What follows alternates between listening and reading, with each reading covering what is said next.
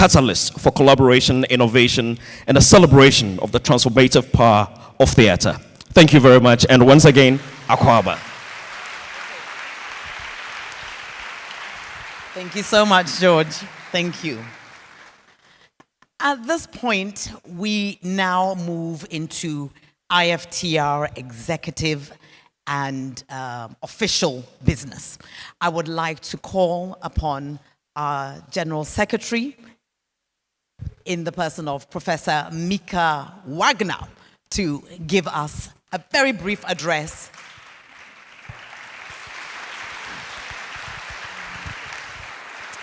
Yeah, thank you, Ekwa. Actually, I'm not giving an address. I just give you a little bit of business information before we return to the ceremonial addresses and to the presidency. Yes, I'd like to report on the elections from last September. It's been a while, so results have been out there on the website, but it is my pleasure to welcome our newly elected ordinary members, student member, vice president and president to the executive committee at this conference, because this is the very moment when they take over their new office. Our new student member is Priyanka Pathak. She will be in office for 2 years. Priyanka, are you here? Can you please stand up?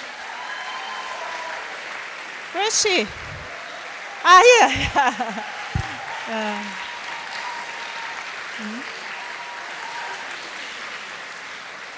There has been a number of ordinary members who have been re-elected in their position. For example, Ahmed Parameswaran. Ahmed, where are you? Please stand up. Also re-elected was Milja Klovic. Ekwa Ekuma.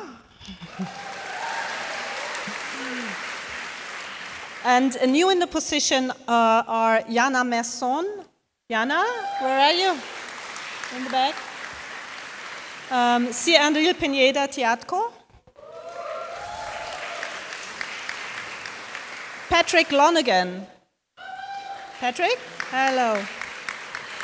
And we also have elected vice presidents. So Milena Grass-Kleiner was confirmed in the position. Where is she? And former ordinary member, now vice president, Maria Delgado.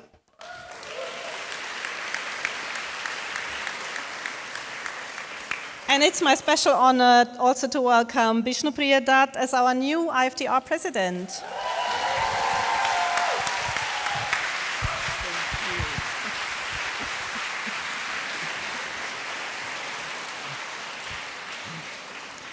Thank you so much for that. So we now have the outgoing president's address, and I know it is going to be given. Unfortunately, our president was not able to join us, but the vice president, in the person of Professor Milena, will give us that address. Please, let's give her a warm welcome.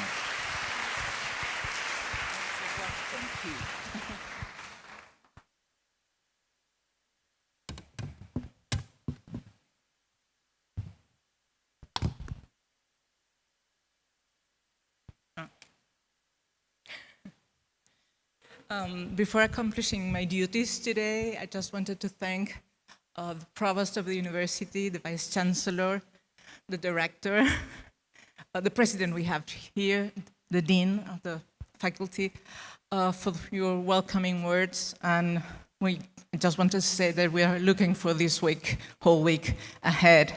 And I'm very enthusiastic of being here and very thankful for the reception we have had, not only from the university, but from all people in Ghana.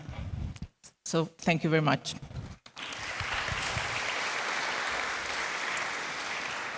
So these are the words from our president. To the University of Ghana and IFTR's membership, I send my greetings and apologies for not being with you in person due to medical reasons. Vice President Milena Grass is kindly deputizing for me at this opening ceremony. Like a messenger from an ancient drama, she will convey my parting words as IFTR's outgoing president. Firstly, to offer heartfelt thanks to our host, Ghana host, Professor Awamana Asido, Dean of the School of Performing Arts, and her theater team. Together, we have labored long and hard to bring IFTR back to the African continent, labor that is all the more intensive in this COVID-changed world, where international gatherings remain difficult to organize. But I know from the year-long preparations that IFTR's membership will be treated not only to a week of stimulating discussion on the theme of myths, myth-making and performance, but also to the warmth and generosity that characterize Ghanaian hospitality. The Ghana conference comes at the close of what has been a turbulent presidential cycle, one fraught with pandemic-related complications and challenges. Such challenges endure in a world scarred by entrenched socio-political, geographical, cultural, and economic inequalities. Hence, more than ever, it seems that the story theater needs to tell are those that puncture the myth-making tactics of socially conservative forces. Performances that contest what the late cultural theorist Stuart Holt termed the game of impression management. By this, Holt meant the mismanagement of social life by the likes of politicians circulating disinformation or the messaging of information by the media. Contrastingly, theater, as we know, has the capacity to imagine in sensory, affective ways that impress the need for alternative, socially inclusive and progressive realities.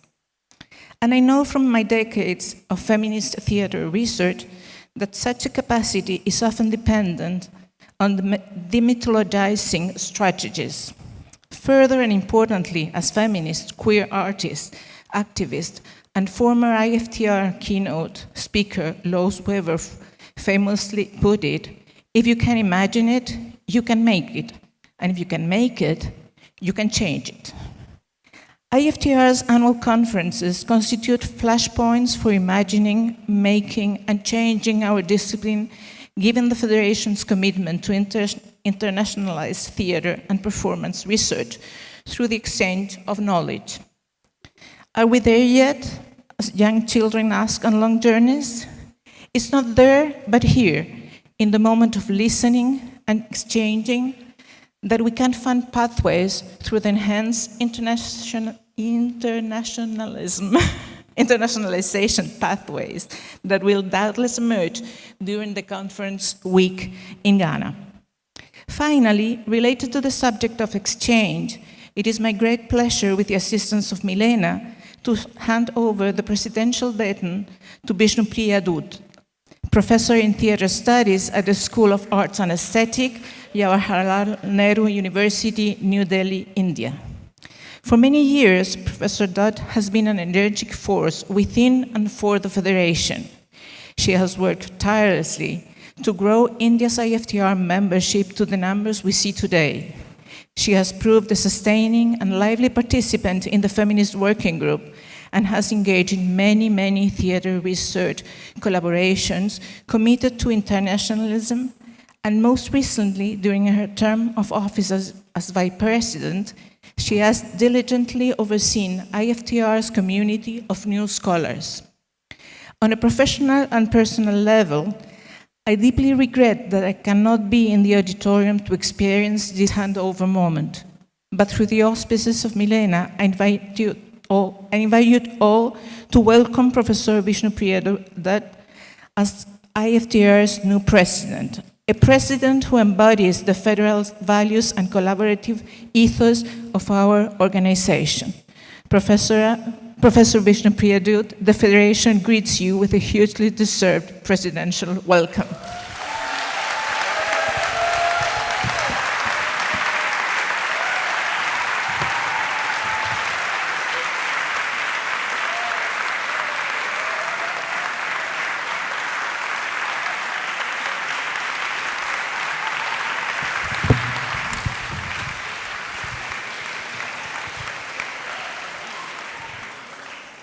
Thank you, Professor Elaine Ashton, from whom I now take over the presidentship of the IFTR.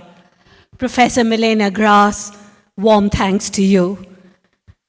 It is an honor and truly a privilege for me to step into the position of IFTR president after Elaine Ashton, who is, as you all know, set very high standards. As the first president from the Global South, I'm particularly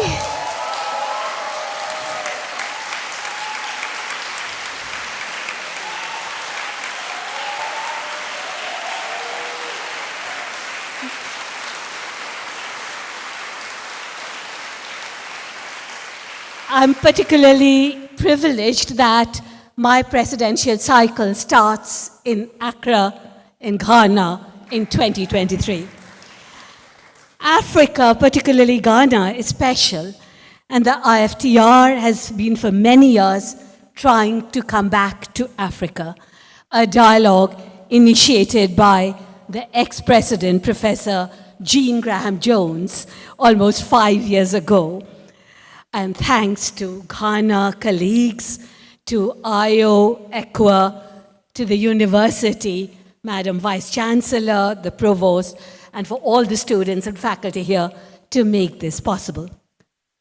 Taking over the presidentship is overwhelming, but I would like to use this occasion to reassert our commitment and my personal commitment to the Federation and the values it upholds. These are challenging times, hence why an organization such as the IFTR, with its commitment to internationalization, to federal organization, and I quote from our Constitution, to freedom from any political, religious, ethnic, gender, or any other forms of discrimination and exclusion, as enshrined in our Constitution. And it is my committed intention as President to uphold all these values. Thank you, everybody, for being here. Hope you all have an exciting and productive time. The IFTR program has multiple forums to participate. General panels, different types of general panels, curated, scholars who are coming together, new scholars forum, working groups, 3 very, very significant keynotes, performance by local artists, book launch by Yana Maison and Steve Wilmer, series, and many others. And I do hope everyone will participate with high energy. Enjoy. Madase, pee, pee, pee, pee, pee. Well done, you did it. You did it. Thank you. Thank you so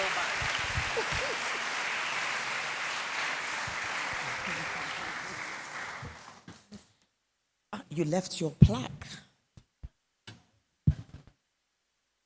Oh.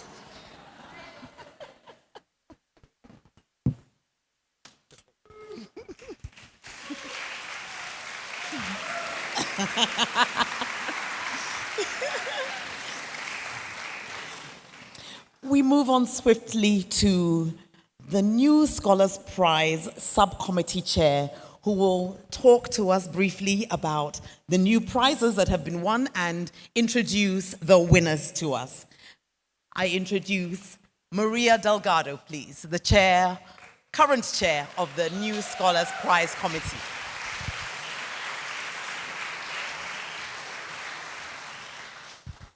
Thank you.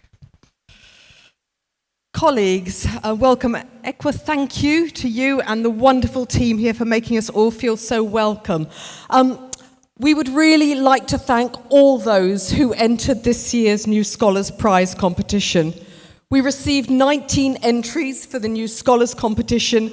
Of these, 13 were eligible for the Helsinki Prize.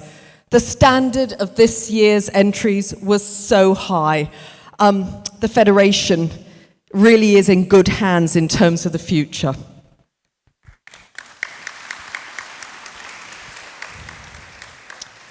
So the winners, the New Scholars Prize for an essay entitled Still Resisting Left Melancholy, Chinese New Leftist Theatre's Inheritance and Resistance in Che Guevara, 2000 to 2005, Chow Mei Chen, Trinity College, Dublin.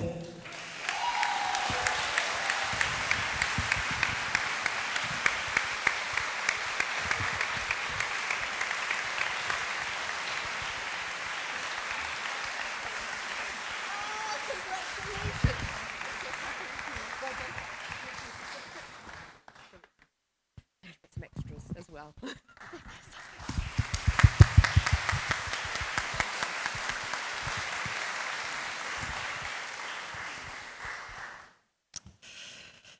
This year's Helsinki Prize for an essay entitled Live and Proclaim, Mourning as Resistance in the Context of Pervasive Death in Mark Fleischmann's Antigone, Not Quite Quiet, Leshego Chauke, University of Cape Town.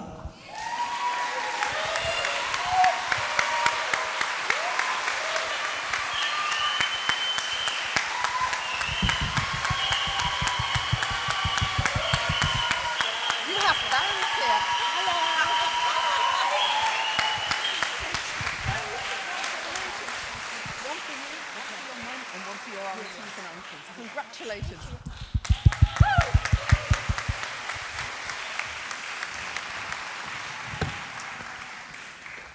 And a special mention for the New Scholars Prize for an essay entitled Subject and Structure, Violence in Actor Training, Anthony Woods, the Royal Central School of Speech and Drama, University of London.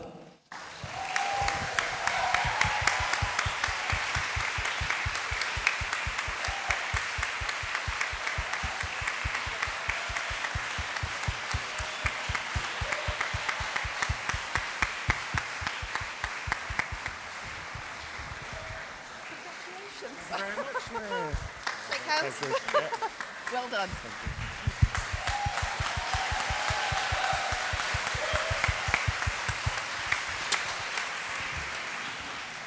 Can I ask you to give a round of applause, not just for our winners, but for all those who entered this year's competition? Thank you. Thank you too. That was wonderful. So for all our new young scholars who are coming to IFTR for the first time, apply, put your essays in. You could be here this time next year, wherever we go in the world. It's supposed to be a secret, I know, but we will discover by the end of this conference where we will go. So put it in. We now move to another portion of this performance. Today's keynote, usually we have a keynote address for the start. We have wiggled ourselves, I told you there's wiggle room in Ghana. We've wiggled ourselves into an artist talk. But before that, we will be presented with a dance performance by Noyam Dance Institute, and the artistic director is one of the panelists on our artist talk. So please, Noyam Dance Institute, if you're ready, the floor is yours. Let us give them a warm welcome, please.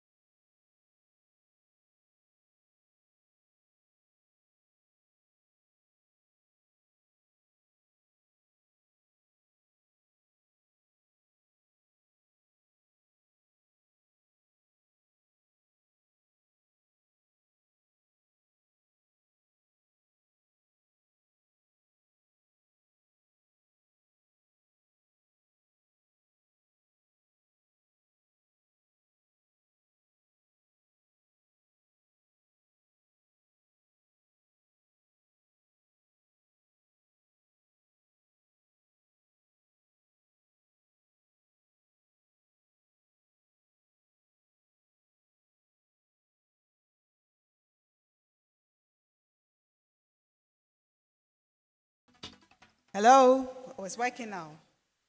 Thank you very much, Noam, for that beautiful dance performance. Thank you.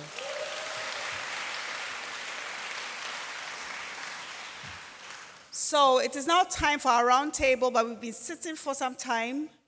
So you are welcome to take a little stretch, a comfort break. The female washrooms are to my right. That's my right, right? Yes, right. And the male washrooms are to my left. And I think there's some water at the back. We'd like to acknowledge the presence of one of our former students who is making us so proud. She's now a member of parliament, Miss Jifa Gomashi. There she is. Former Deputy Minister for Tourism, Culture and the Arts. It's lovely to see you. And I've also spotted the chairman of the National Theatre Board, Nana Fredua Ajiman. Thank you. Thank you all very much. So please take a little break whilst we set up for the round table, please. We'll be back in about just 10 minutes. There's water at the back, and you can use the washrooms.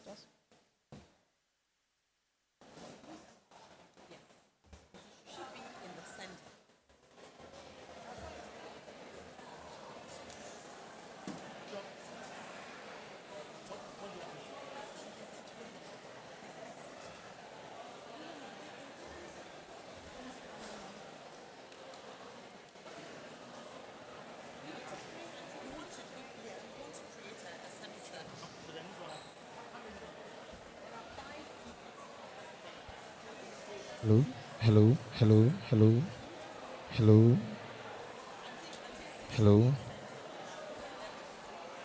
21. Hello.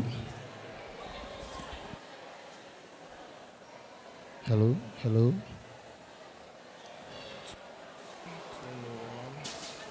Hello.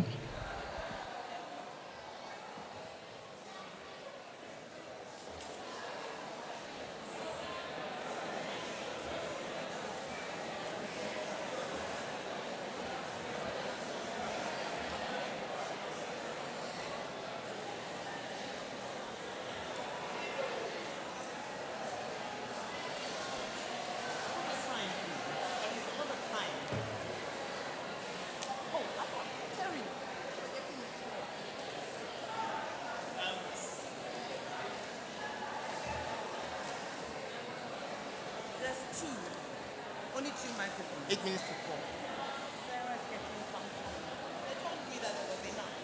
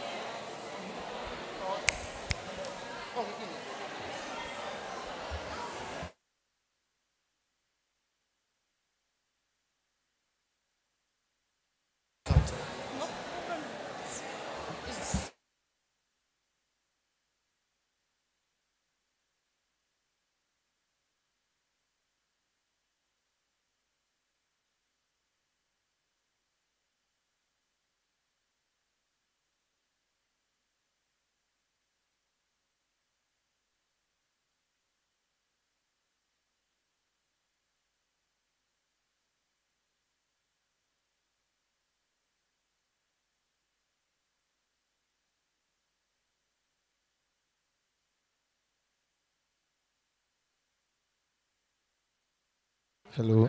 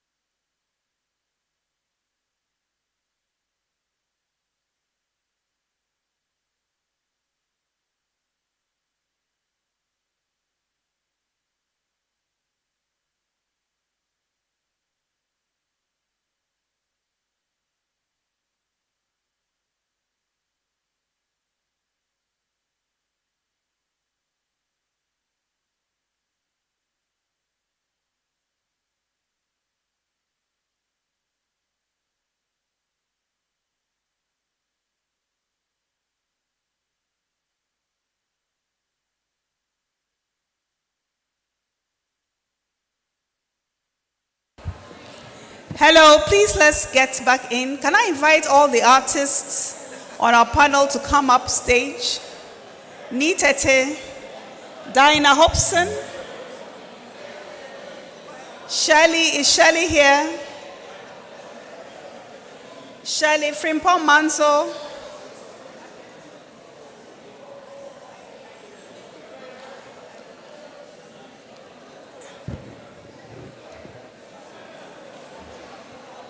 Dinah Hobson. So you say something small, and then Auntie will ask questions. Hello, Shirley. Hi. Thanks so much for coming. Welcome.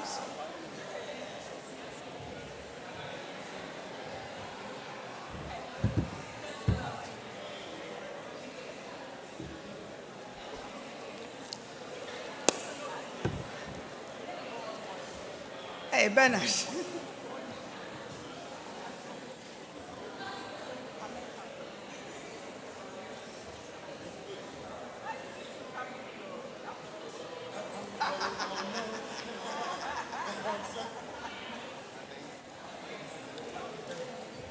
Please let us come back in. Let us settle back in for the round table, please.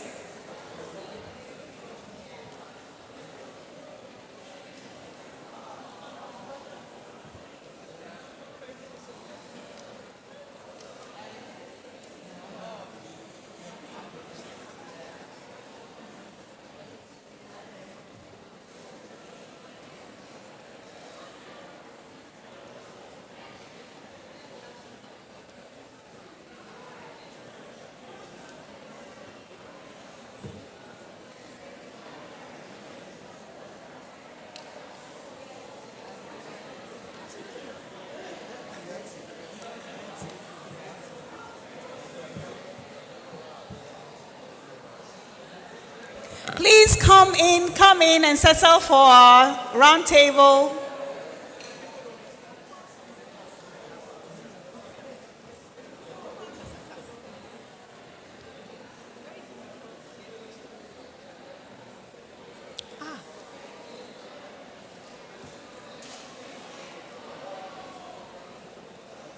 Faustina.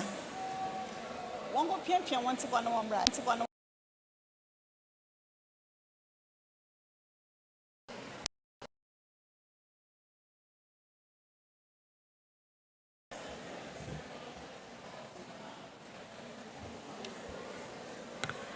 People have been asking for Wi-Fi connections. There is a special conference Wi-Fi link.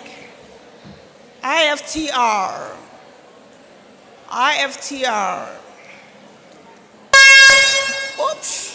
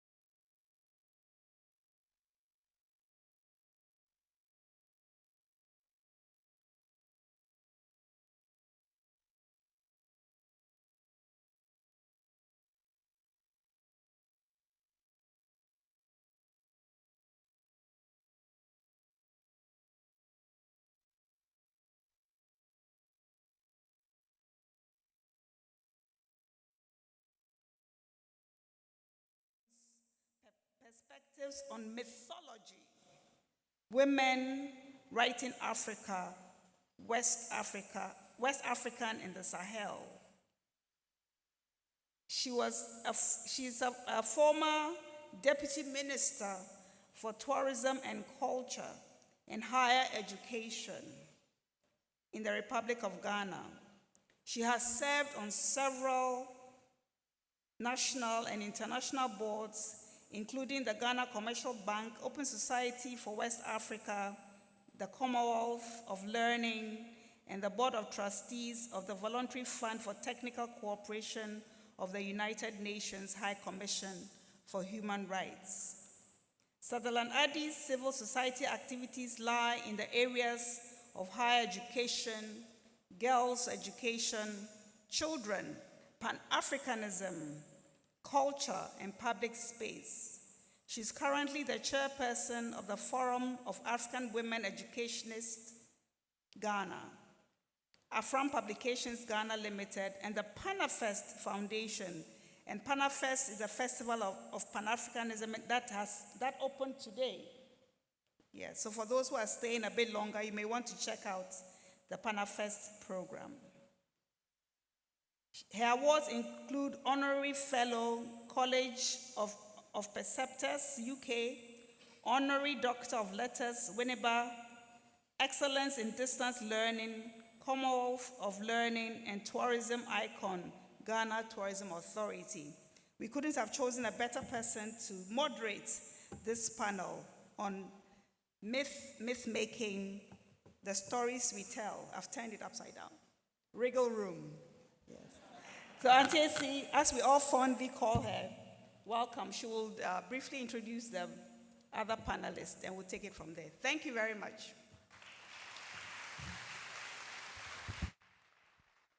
Thank you. Thank you very much, Dean.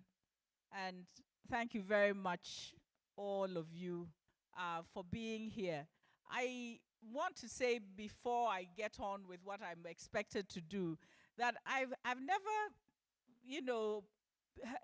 participated in a conference where the audience is such a wonderful audience. I mean, there's an enthusiasm, and I mean, if you perform, and you also appreciate performance.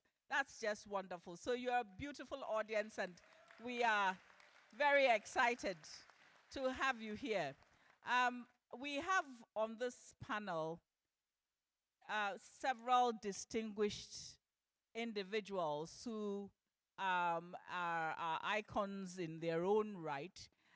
And I'm not going to, you can read the official bios, but I'm just going to talk about a little bit about each of them and what I know about them, since I've known some of them since they were tiny little children and so on. Okay, so let's start from here. So Dinah Hobson.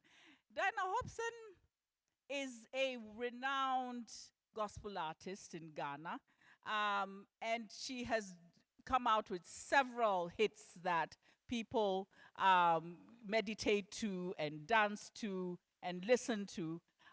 And she also is an activist, and so she works with the Musicians Union and all of that. A very feisty activist, for that matter.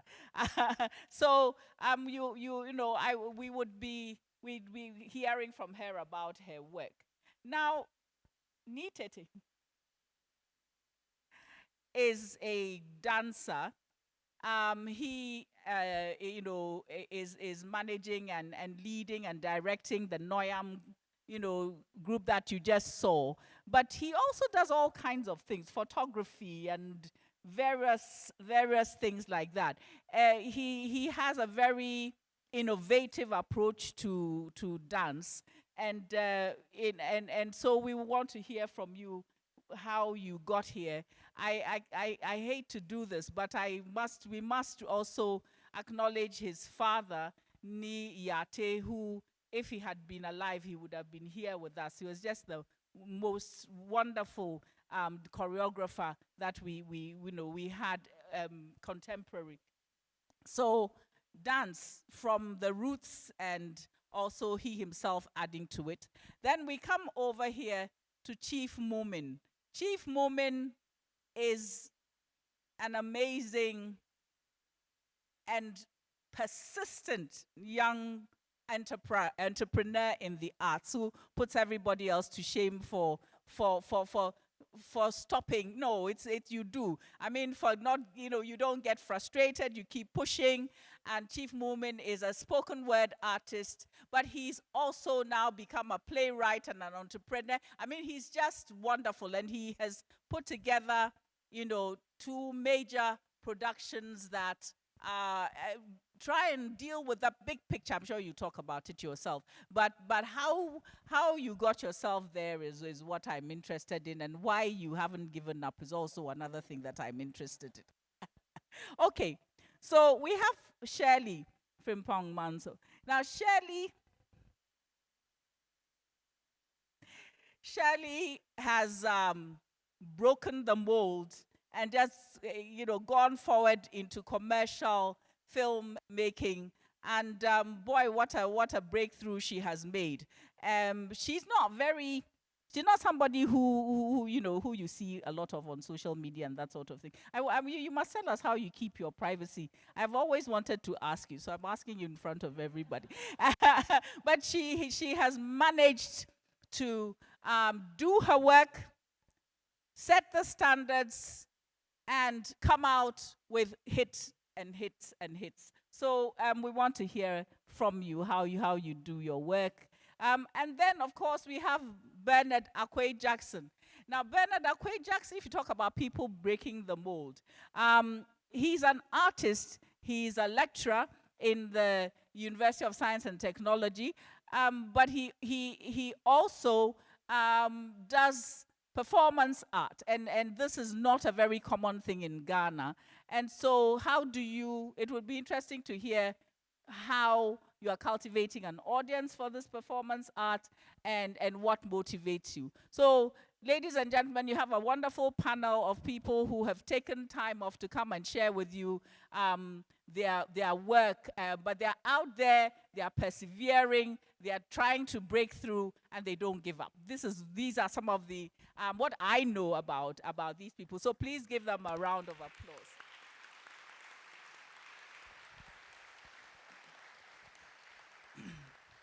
All right, so I was supposed to talk a bit about myth and performance. I'm not going to talk very long, but I don't know why you chose two such very difficult subjects and put them together. You're very courageous.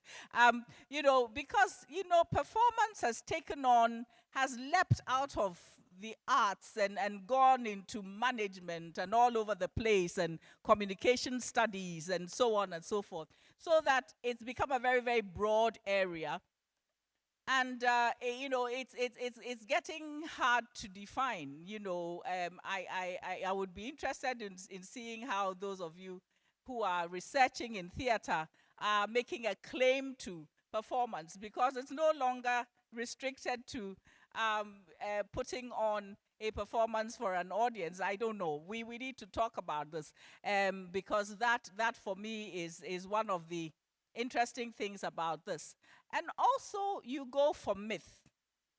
Ladies and gentlemen, myth, I tried many years ago and have been trying to define myth.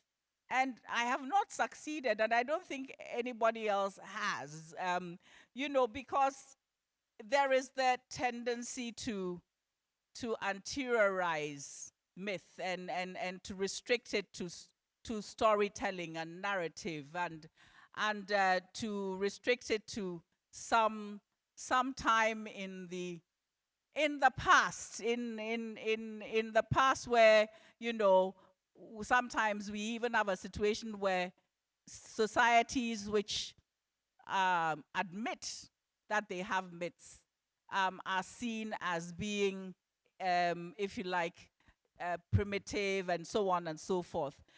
So it's a word, and then in common language, if you say something is a myth, it means it's a lie. And I am one of these people who crusade for us not to use the word myth when we are talking about something that is unreliable and that is negative and that is frankly not true. And I know that all of you in this room must be with me on that. So we want to look at the various dimensions of mythology, whether it's part of the process of identity formation, whether it's the part of the process of getting to understand, or the human tendency to wish to bring order into into the chaos that we find ourselves in. Some way of looking for we want to look for certainty in an uncertain world. We want to explain what is inexplicable to us. And so we create a mythic or mythopoeic approach to life. Now, the thing about a mythopoeic approach is that we try and, as I said, try and tie it down to ritualistic acts, or we try and tie it down to history. I worry a little bit about this. Wole Soyinka has talked about myth operating within the realms of primal systems of apprehension of the society. I don't know if that works for you. That is, to repeat, myth operating within the realms of primal systems of apprehension in our society. I like that thought. And just to say that I don't know if many of you know, but Wole Soyinka has written a book called Myth Literature and the African World, and in which he tries to place mythology and myth-making within the African context. And one of the things that is amazing to me, and we claim it. We have a visitor in Ghana right now called Didra Badejo, who has done work on Yoruba myths. And she was here in the 70s and says that book was written in Ghana, the myth literature and the African world. And I think that, oh, whoa, wonderful. This is just great. Ghana can make another claim to something. Okay, so I think that what I would like to encourage us to look at is how theater intersects, with myth, how performance is the creative expression of this primordial desire to understand what might not be understandable. And when I had the privilege of working on the papers that were presented on a conference on myth in Ghana, and it was a Nordic and African combination. What occurred to me was that I was looking for something, because myth is not a thing. Myth is not a story. Myth is perhaps something that Isidore Okpehu, who is another great African scholar, has talked about. Would it be okay for you if we said that myth was a sense of life? It's an approach, it's an attitude, it's a way of looking, at the big picture. I don't know whether that works for you. We can talk about it, when we all get together. So all I can say is that being here, being an African, and is a researcher in the area of literature and of performance, I mean, there is no end of resources on this continent which speak to years and years and years of understanding reality through or accepting that there could be something beyond the physical, accepting that you can find your way around getting a hold of this and expressing it. And it's the expression, it's the performance of this.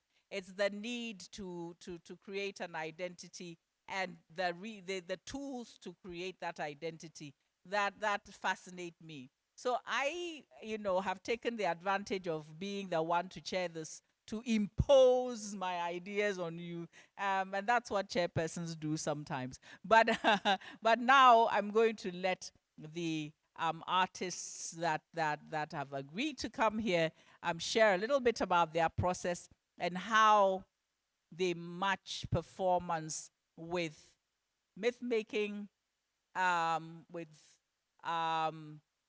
trying to understand what is around them. So Dinah, shall we start with you? Thank you very much. Thank you, Madam Chair.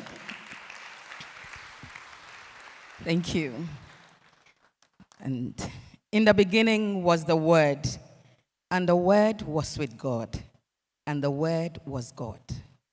And the Word became flesh and dwelt among us, and we saw his glory. Before the Bible was made available to us, we knew that Onyankopon created Asasia and every living thing. We were told that God was pushed back far away because he was too holy. Hence, we need mediums to communicate with him in the spiritual realm. When a boy is born in our communities, he is circumcised on the 8th day. That was a covenant God made with Abraham. As I grew and read the Bible and had my own personal encounter with Onyankopon, I realized that indeed God is very holy. And that is why he sent Christo to pay for the consequences of our sins. Jesus came to teach and build a kingdom in the hearts of men. Today, we are the temples God wants to live in. So all who believe in him becomes his temple. When such people gather, it is ecclesia, a group of churches. But not many people have come to this realization. After a political unrest, coups, famine, curfew in Ghana in the 80s, many recording artists in the country went abroad. Ghanaian believing creative women, myself inclusive, entered the recording studios to make music. Music that leads us to praise God. Songs for our survival. Songs for victory over sin and death. Jesus Christ, as I call Yesu Christo, is my hero. I tell the story of the Bible because I believe it is not religion, but rather life itself. My stories span from the creation story to the second coming of Christ. Stories about God and his creation, love and hate, worship and praise to God. I have seen some fishermen singing my song whilst pulling their nets. I sing to exuberate joy, recreation, motivation, and inspiration. My track, Gina Pinting, for instance, is a motivational song that encourages one to stand firm, no matter who you are. Know that you are a creation of God and there's something for you to do. When it comes to performance, I always want to get people on their knees to pray, praise, or celebrate. I won't come to stage and leave without my audience just watching me. No. I want us to experience God, have a kind of experience before I leave the stage. So I try to get that in my recordings. I have a lot of worship medleys And these are songs that are put together, help people to connect to God. I remember in the early 90s, every morning you will hear radio stations in Ghana, they will be playing songs of worship because the country needed hope. You know, there was so much disappointment that everybody wanted to seek God in the morning to have some hope to make the day. And we provided such songs. Winner is a track that another medley I made to celebrate victory over death, victory over sin and the grave. We celebrate victory over mediocre, malice, poverty, and ignorance. Even victory in sports. I remember the release of that album coincided with the Black Stars winning competition. And so the song was one that would not be left out. Music for me has been a tool to express who God wants us to be. At this point, Madam Chair, I will hold it for others to bring their points, and then we'll continue. Thank you.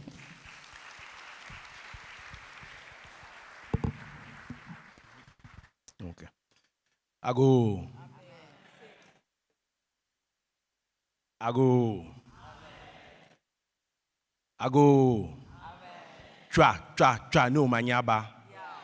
Twa, no manyaba. Twa, no manyaba. All right, so my name is Nite Teyate. My background is dance. Now, when I was trying to wrap my head around this very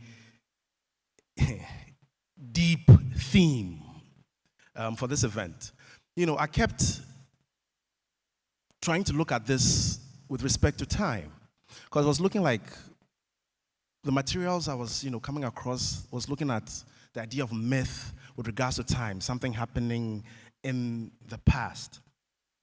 Then I thought to myself, well, the building blocks of what makes, myths and our interaction with it, and my perspective as an artist, to me, it's an ongoing thing. Because the formulation and experience of myths, to me, is like the outcome of a negotiation between reality and uncertainty.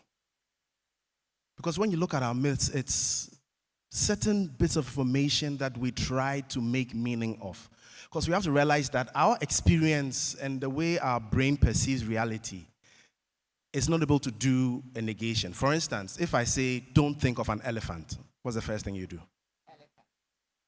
We always need to find a sort of placeholder. Now, when you come to creating and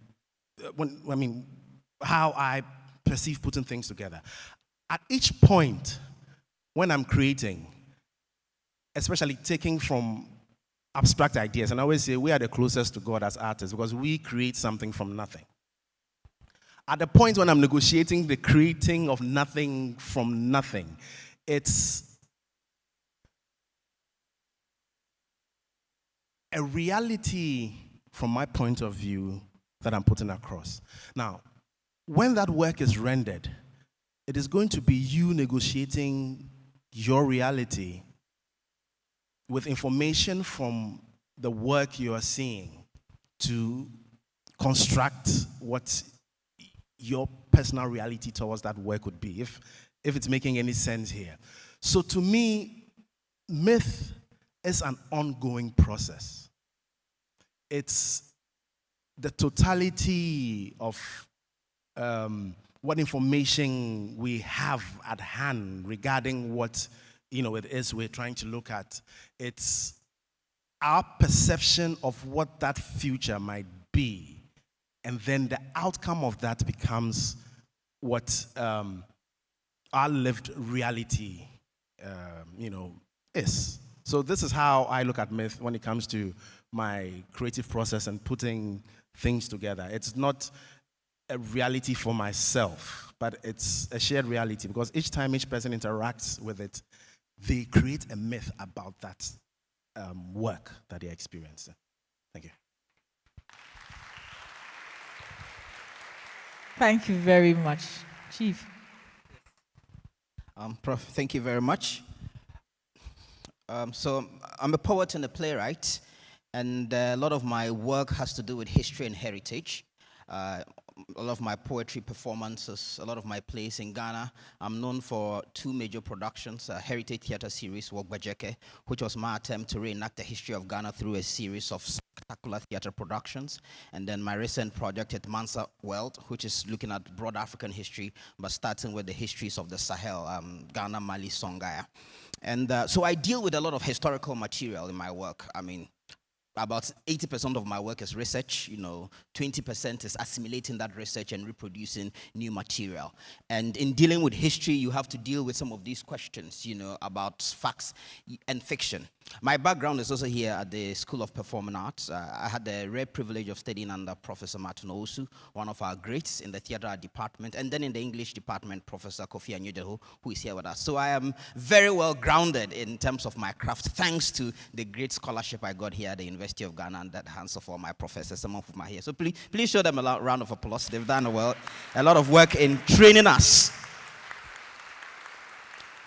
And I'm also, Prof, afflicted with the misfortune of wanting to curate epic productions. So my productions are always about 100 to 200 cast, terribly expensive, but we keep going. And I tell my profs that I want to create products that will travel around the world and become Africa's, great products and all of that. So we do it because there's no other choice, and I think that this is my purpose to life.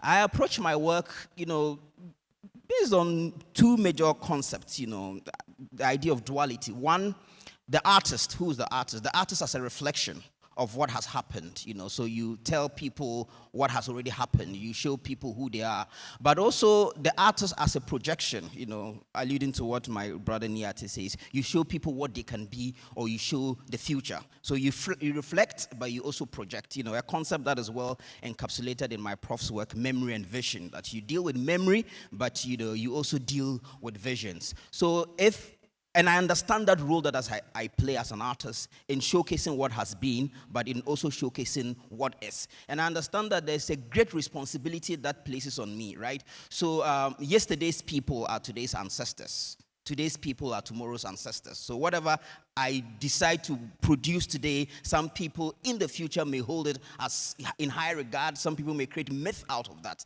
So in understanding this almost very sacred role that the artist plays, in certain minds and opinions and visions for the future that people may hold sacred, it boils down to then how do I approach my work? But there are also two other concepts that I take very, seriously in my work. That is the idea of facts versus truth. For me, I see facts as, static, So this happened on this date. It is static. But for me, truth is a bit more elastic. Maybe the word is not elastic, it's a bit more malleable. If I can use an example, right? We know that Ghana won its independence on the 6th of March, 1957.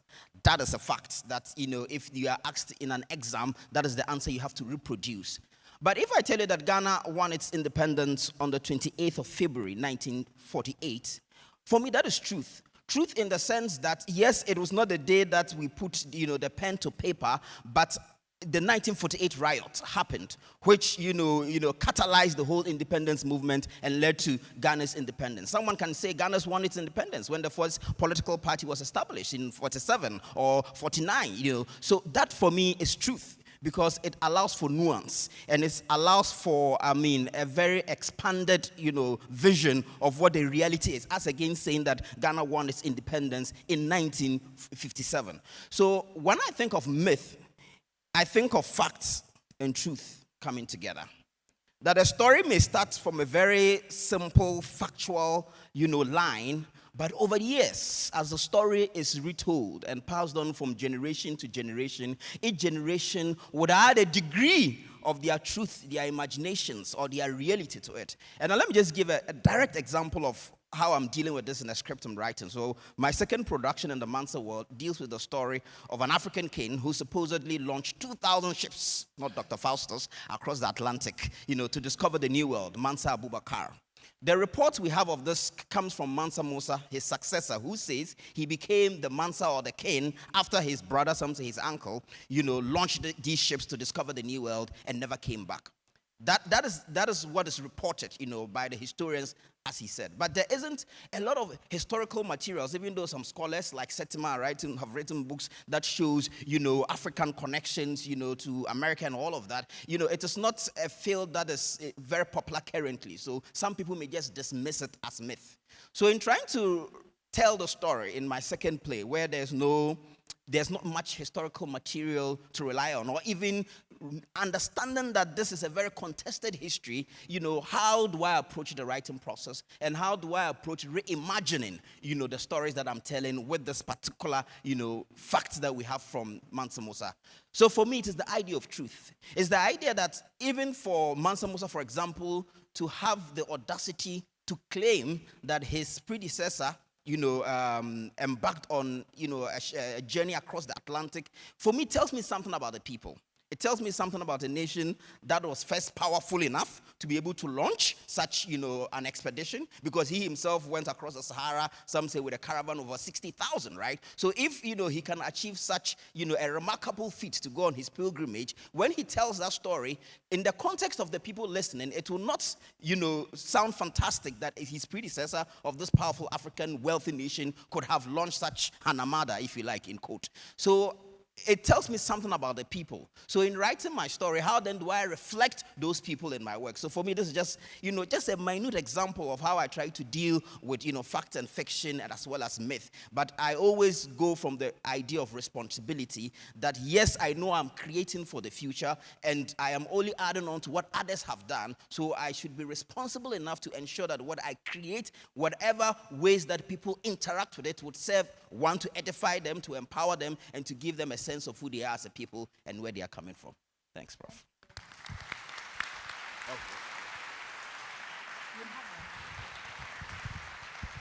Thank you, Shirley.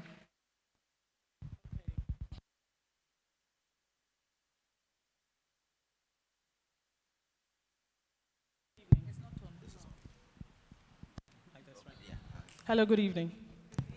Hi, my name is Shirley Frimpong, so I'm a filmmaker. I don't know how to beat that. So, okay. But I want to talk about myth from a completely different angle.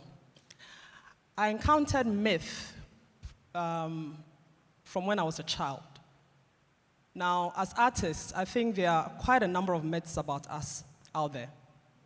A lot of them, actually. I Googled some, and it said, artists don't make good business people. And then, yes, it's actually one of the things my father said to try and get me from coming into this profession.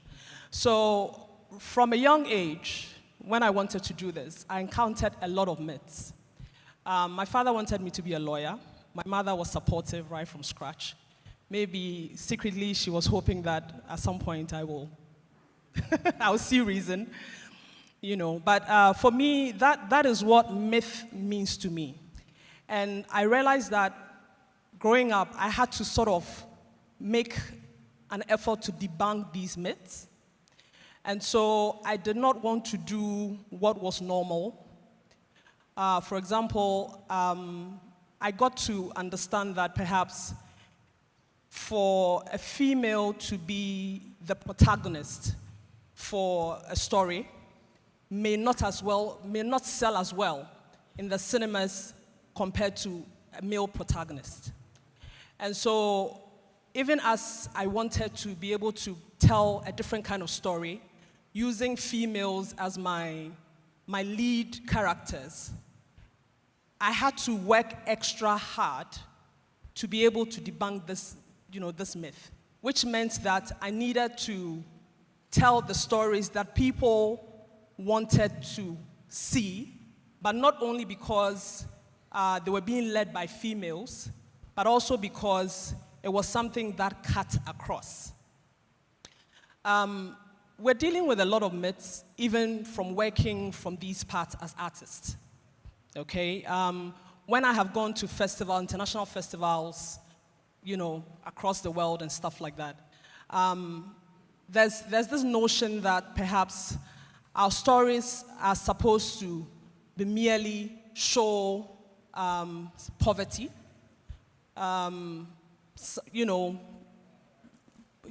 poverty, disease, war, a lot of what I'm sure a lot of you see on our international media. And so when you have actually told a story that shows the opposite, that shows a country that is exhibiting a lot of strong women, even if the woman is from the market or even if the woman is from the bank, or you have shown, you're telling stories where you're seeing beautiful houses, beautiful landscapes, you're seeing wealthy Ghanaian men and women, and we're using our own music and dance to be able to show that our culture is rich, but is not embedded in this kind of darkness. You are looked at funny, and you're probably not regarded as an African storyteller as much, because they expect that you tell a certain kind of story.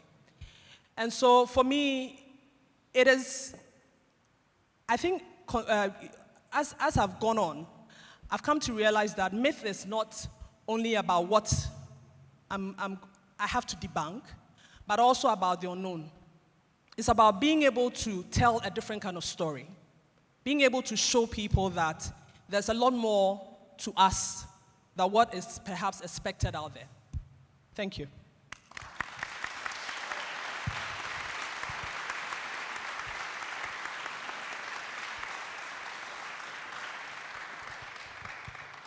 Thank you.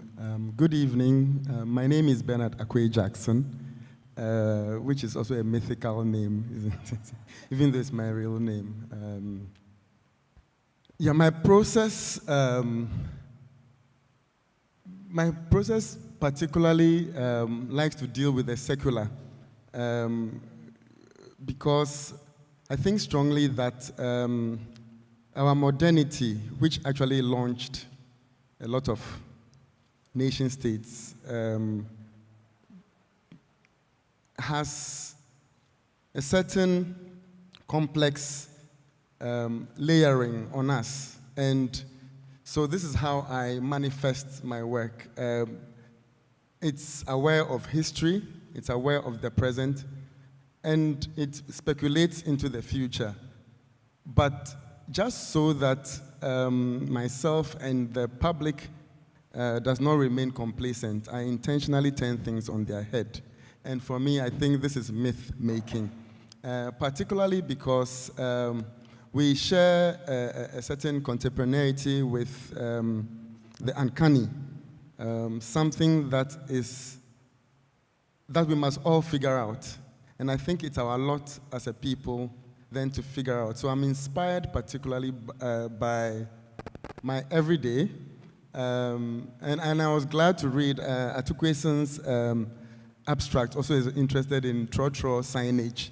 For me, Trotro signage is very inspirational. No hurry in life. Or even from our ancestral makings, Edinkra symbols. I'm very frustrated when people interpret Jinyami as accept God, because it's so inadequate. This interpretation cannot fathom the depth of the Akan phrase Jinyami. So for me, it's these things that then I wish to enact, I wish to present, and that is why I made an appearance at the beginning of today's conference. This is how the work manifests. And when it manifests, it is so layered that there are 1,000 interpretations or even more. I am aware of history, I am aware of culture, but I do not represent history or culture. And so when this being appears, it is not a being from Africa, nor is it a being from Europe. It is a being that we are all trying to fathom. It is a being we are all trying to figure out. And maybe collectively, we could figure it out or not. But the fact that there are certain elements that may be visible we can interpret them. But also, what about the implications? What about the steps that are taken slowly? What about the text that is presented but not seen? For example, when I was walking with a pile of books either by Kwame Nkrumah or on Kwame Nkrumah, and I bought them at the newly refurbished Kwame Nkrumah Center in Accra. So these and many more are things that inspire my production. And I'm always in that nebulous space between theater, performance, visual arts, music, inspiration, but particularly disruption. Thank you.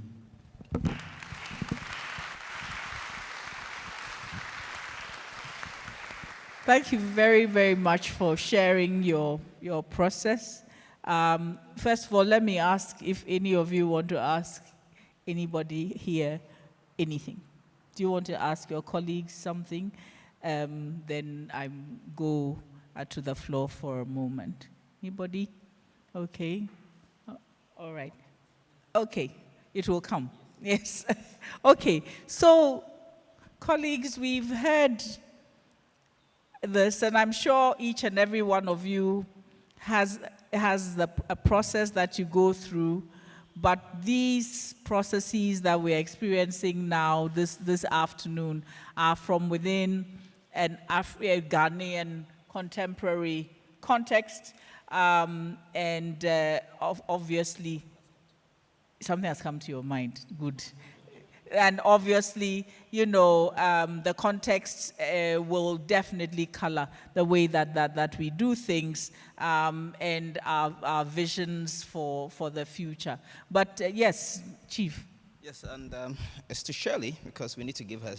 I've used her as an example on a lot of platforms about the powerful role that art plays. So I want to use it here while she's here so that she can respond. You know how Shirley talked about, producing films that go against stereotypical narrative, and give it to her. There was a time in this country where it wasn't fashionable for young people to use what we call African prints, even though there's a whole conversation about where African print is printed, but for the sake of this conversation, right? African prints were for our mothers, were for elderly people, so young people would rather wear jeans and, Western clothes in coat because that was trendy and that was fashionable, right? Until people like Shirley began to glamorize the use of African prints. So she had this collaboration with some of the manufacturers, GTP and the likes. She would take them and they would sew fantastic costumes with them. And now suddenly wearing African print has become, in quote, sexy, and for me that's like a very direct example of, creating new ideas and new impressions through the work of an artist. And I always give her credit, because the fashion industry is one of the industries today that we see a lot of originality. So I just wanted to get her response, whether it was a conscious decision that she made or it's just one of those artistic decisions that have had such a powerful impact on our fashion industry. Thank you. I'd say that it was conscious as well as artistic, because in trying to be different, you want to be able to create. And that's where it came from. It was a combination of our prints as well as our music, because I remember when we did The Perfect Picture, and I've always loved high life music. I'm a huge fan. It's also because my mother played it a lot when I was growing up, so I was very, very conversant with it. But then, growing up, I realized that we didn't use a lot of that in our films. And I really did not understand why, except that when we went to parties and things, Ghanaians would play the music and still dance to it. But somehow in our films, the one that actually traveled outside of our borders and would show who we were, we didn't put them in our films. So we actually introduced Amachi Dede's song in The Perfect Picture. It was actually one of the major turnarounds of using Ghanaian music in our films. And we began to realize that it's a combination of creativity as well as, what's the word you used? Yeah, intention, like as in being intentional about it. So it's a combination of the two, yes. And again, I think it falls under the same thing we're talking about, myth, because a lot of people, I remember when I wanted to use even at the time we were doing post-production, some people came into the studio and like, you're using a Machedede song? Why? But this movie is so modern, why are you using? So because, we want to be able to get people excited. I said, I'm not sure that people are going to get excited about this. We had a lot. And so the thing played in the cinemas and everybody was on their feet. So, yeah. Prof, yes, at the risk of hijacking this conversation, this is just my last comment. And I think that she raised a very important point that just triggered a thought in my mind that I've been thinking through, that which applies to us as dramatists, the idea of conflict. I think that one of the central conflicts of life is change, To what extent do you change from the past, Some people are conservative, some people are forward-looking, and in almost every aspect of our lives, we have to deal with this conflict. But I think that it's an important part of what it means to be alive, to be in perpetual conflict, because it is through such conflict that you find resolutions to move society forward. So whether, it's about, so in every society you are confronted with myths, right?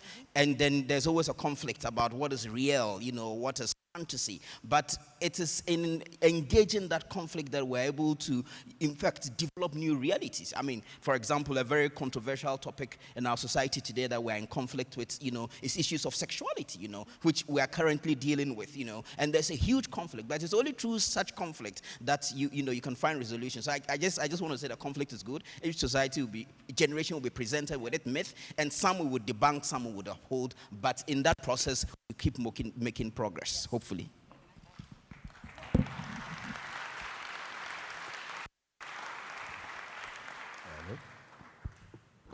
Thank you. I'm Diana Hopeson, and I'm into gospel music. So there's this myth that gospel music is only in the church. I mean, gospel music stays in the church. But I believe that there's no boundary for music.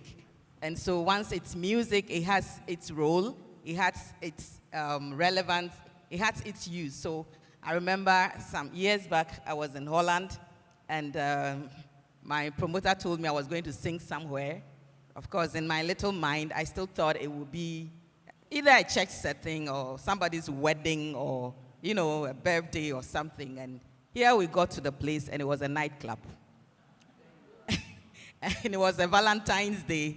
And we entered the club, and there was this red heart at the corner, and I was told that is my stage.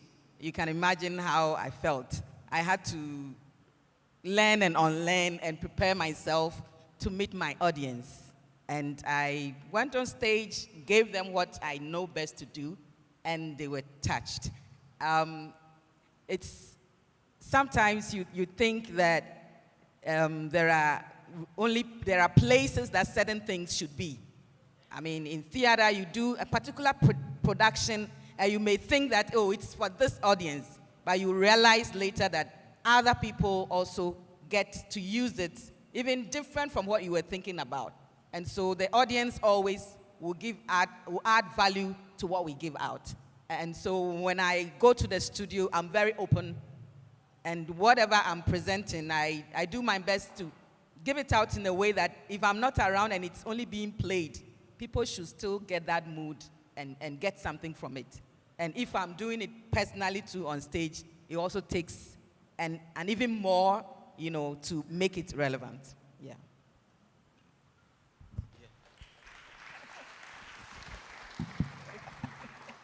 Thank you very much. Now, we would like to have a few comments or questions from the floor as we continue to ruminate through this whole thing about what myth is, what performance is, how myth and performance come together. And you might find that our discussion has a certain amount of functionality to it. And I think that that is how art is seen in our society. I remember that, when people, a lot of critics used to analyze African literature, for example, and say that it was too functional. But when you come into our society, art is alive. It's part of our, it's part of our existence and our sense of where we ought to be going. But let us hear from you. Does anybody have any questions? Does anybody want to share a little bit about their process with respect to myth, or have their encounter with myth? Yes, Professor Anidoho, please. Can some sprightly young person,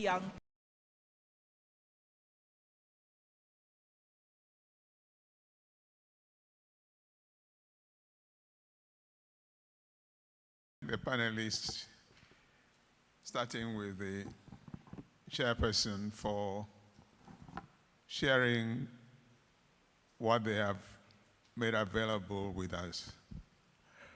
But because this conference is dedicated to research, performance theater with a focus on research, maybe it's already implied in the presentations. How much research have they done into our traditions of theater? How much research have they done into what constitutes myth for our people? I'm asking this question because I'm currently teaching a graduate course in literature and critical thinking.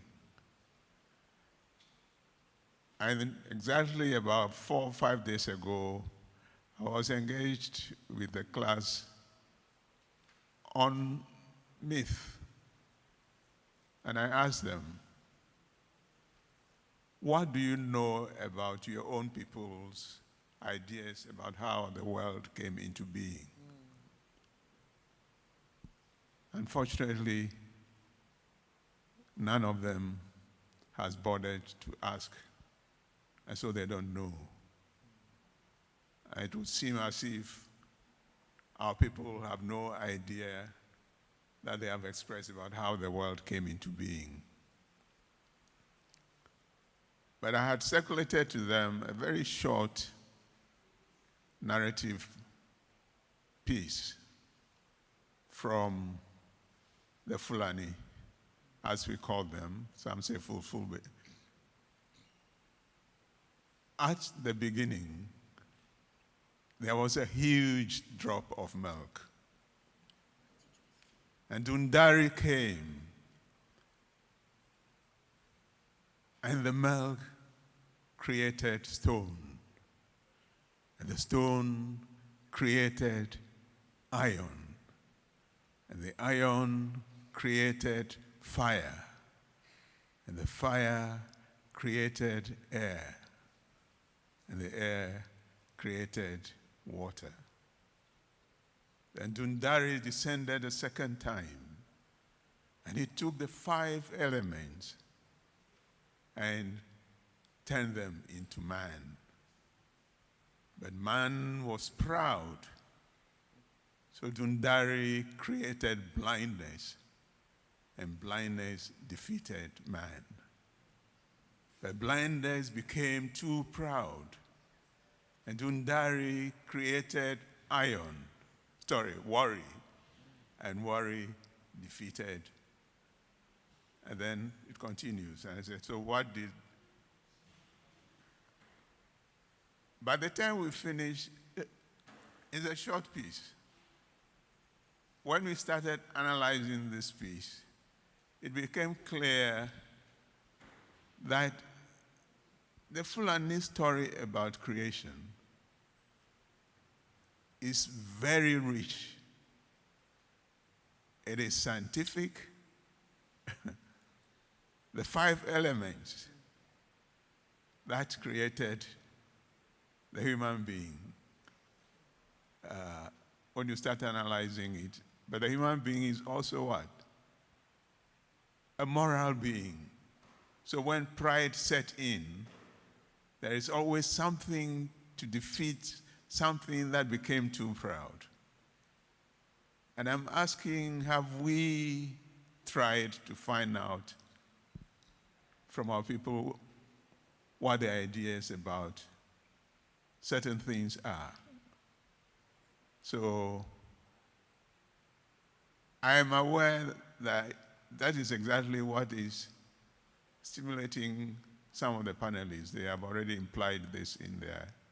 But the rest of us, and those of us who are teachers, are we encouraging our students to ask their parents, their aunties, their uncles,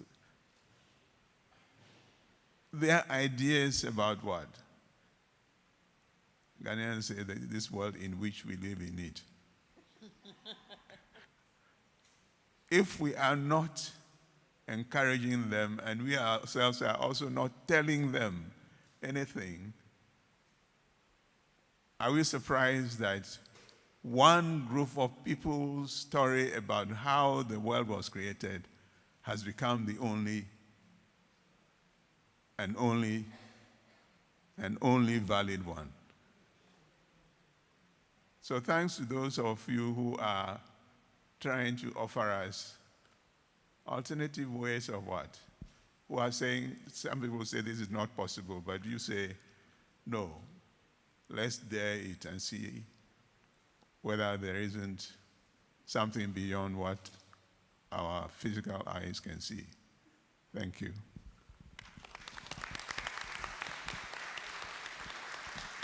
Thank you very much, Prof. So Bernard wants to react or ask, or what? Maybe expand. Expand, okay. I think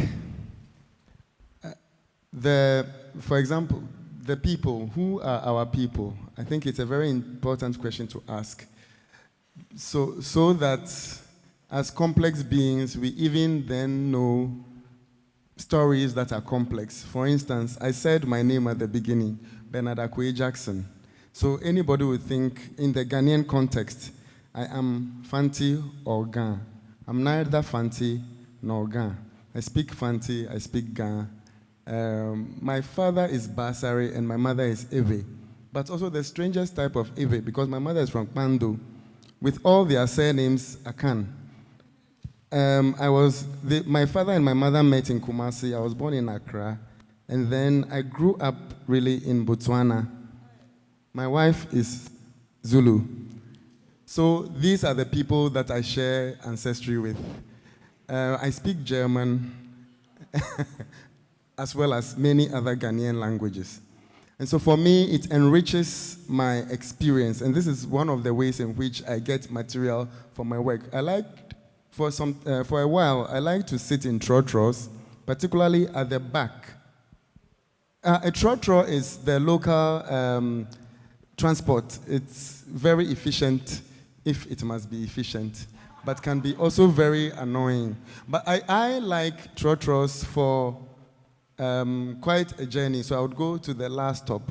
Not because I have to get off there, but because I want to eavesdrop on people's conversations.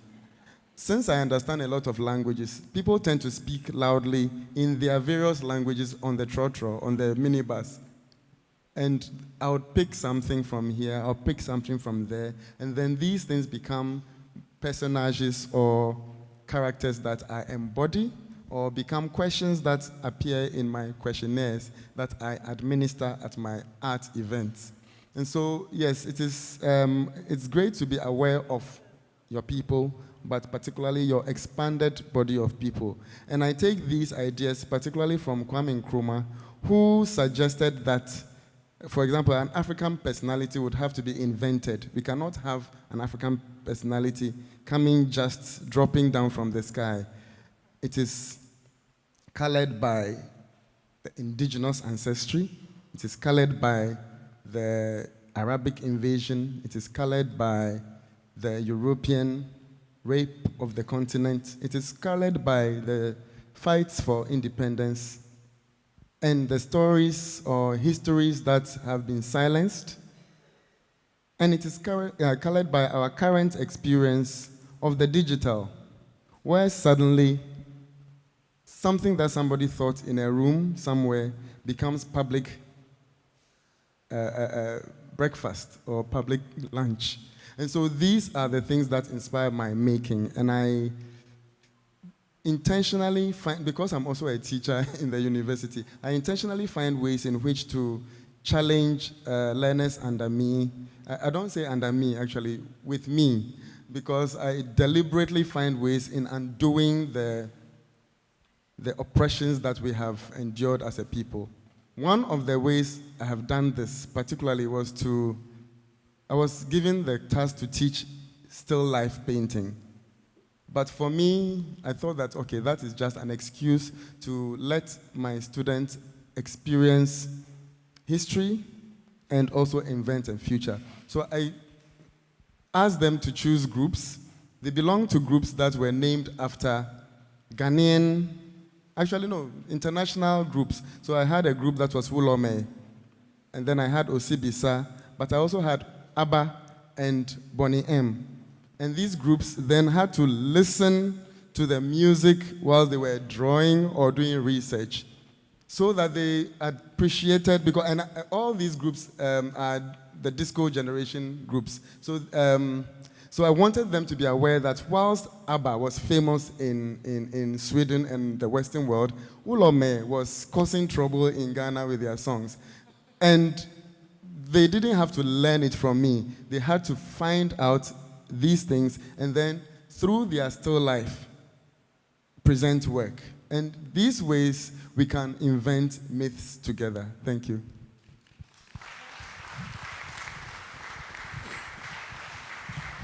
Thank you very much, Bernard. Any other contributions from the floor before we come back? Yes, please, way back there. Thank you. Where's the hand? He's over there.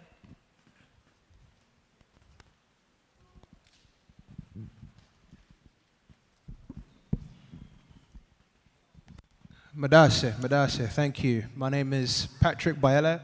I'm from the UK, parents are of Ghanaian heritage. And I think what's brought me back to Ghana over the past few months has been an attempt to really disentangle myself from the poison of myth, in a sense. I think we've all been subject to narratives or myths that we've conjured which have disempowered us, which have marginalized us, which have hollowed us out from within. And I think theatre and performance is that space where we can project these myths into a social space, attack them, dismantle them, liberate ourselves from them, and set ourselves free from them. And I think, as you were saying, I've forgotten your name, so sorry, the gospel singer. My walk with Christ has been so emancipatory in that sense, finding an identity in Christ that can help me to become a vehicle for truth, to become a mirror of these different personalities and beings and becomings. And in that sense, I think myth is really an attempt to bind time with space. As humans, we are so rudderless, we're so anxious, we are so imperiled by uncertainty, anxiety. So what do? We turn things into a story, we narrativize ourselves, we attempt to anchor ourselves within space. But how do we do that? It comes through in characters, it comes through in songs, poetry, praise. And these are just narratives, concepts which allow us to root these fleeting ideas to concrete materials. And those live on. And I think what turns a story into a myth is a symbol of its endurance, a symbol of its applicability, and a symbol of how much it compels us to become.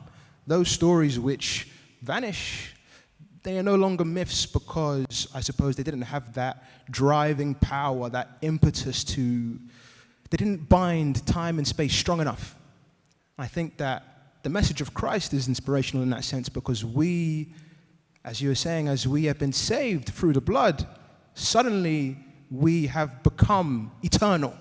And I think that's what myths give us the chance to do, to become eternal. And I think that's why I love theatre and performance, because we investigate what is eternity, what is timelessness, what is being, what is becoming. So I think from here, if myth is an investigation into how we as humans become timeless, that might be a small drop in this ocean of inquiry that we'll share over this week. So thank you. Thank you. Dean, how much time do we have, please? Okay. Any more contributions? Yes, please, over here. Yes, in the white top. Thank you very much. I have a question, and I would be very interested to know your opinions on this. I want to know, in the attempt of using myths for creation of our stories and our productions, how conscious and careful are we to be as artists when we have to use these myths in the way that they do not rape the identities of groups or people, so that we do not substitute these identities, the truth and the facts of people with myths.